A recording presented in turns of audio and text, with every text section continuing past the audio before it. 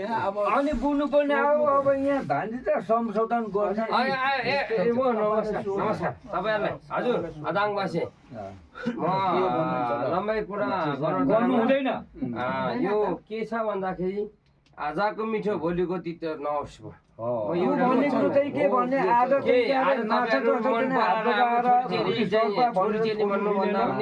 भाना भान्जीहरू तपाईँ अब उहाँले त के भन्नु हाम्रो दुई शब्द भन्ने कुरो हो अब तपाईँहरूसँग हाम्रो चेलीहरूसँग भान्डाबानीसँग चाहिँ तपाईँहरू अब बोलचाल गरेको परिचय गर्नुभएको 2-3 वर्ष भयो होला तर अहिले चाहिँ नि के अरे हाम्रो बुइनी पनि भान्जी पनि अब हामी यो तर्फ हात लगाएर भोलि चाहिँ सर्प भयो भनेर छोड्नु चाहिँ मिलेन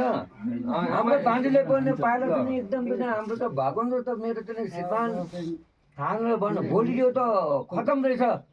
ठिक रहेछ छोड्नु मिलेन छोडाछोड गर्नु मिलेन अब म एउटा आदाङवासी सेवा म के भन्न चाहन्छु भने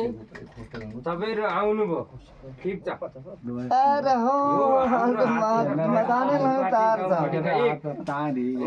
आउनुभयो हाम्रो चाहिँ छोरी चेली अब छोरी चेली भन्दा नि उहाँ त हाम्रो भाना भान्जीहरू होइन हामी मामाली हौँ अनि छोरी भनौँ न खासको त हुप्पा चाहिँ उहाँसँग माग्नु पर्ने एउटा दायित्व त तपाईँहरूको हो तर पनि यहाँ मामालीमा बसोबास गर्दाखेरि हामी माग्नु आउनुभयो थुप्रोको भयो 22-25 वर्ष भइसक्यो म भन्छु एउटा कुरो तपाईँहरू आउनुभयो हजुर म तपाईँलाई नमन संस्कार गर्छु एउटा कुरा अब हामी धेरै कुरा नजाउँ होइन छोटो मिठो छिटो छोटो मिठो छिटो गरौँ तपाईँहरू यसरी माग्नु आउँदाखेरि तपाईँहरूले दर्शाइ दिनु बुझ्यो यो हाम्रो छोरी चेली एउटा फुल फुल्यो फुल फुल्दाखेरि उहाँ भुमा राई रुचाउनु हुँदाखेरि फुलको बासन चलेको हुनाले तपाईँहरू भएर चाहिँ फुल माग्नु आउनुभयो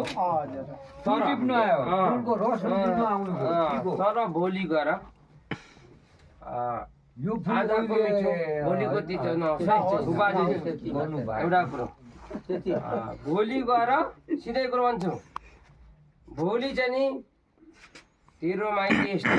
तेरो मामाले यस्तो भन्नु पाइँदैन तपाईँले एउटा नेतृत्व एउटा निर्धारित रूपले चाहिँ नि तपाईँले लिइसकेपछि जिम्मा लिइसकेपछि पाले पुण्य मारे हत्ते हाम्रो चेली हो होइन तपाईँहरूको जिम्मा हुनुपर्छ है एउटा कुरो है हो कि न सक्नुहुन्छ हुन्न माग्नु आइसकेपछि नसके कसरी माग्नु मेरो रिक्वेस्ट अनि अब यो रितभात हिसाब किताब अब होइन माया माइती सुन्दर लिम्बू उहाँले सुन्दर लिम्बू उहाँले म भन्छु माया माइती त हामी भन्दा अग्रज त उहाँ हुनुहुन्छ उसले भन्ने हो कति के कसरी के गर्ने ढोकाउने के अरे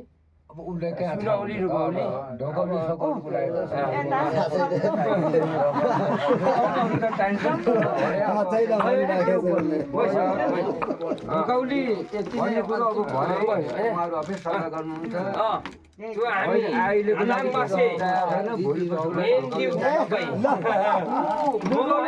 माथि सम्तो दाजुभाइमा कति बाँड्नु पर्ने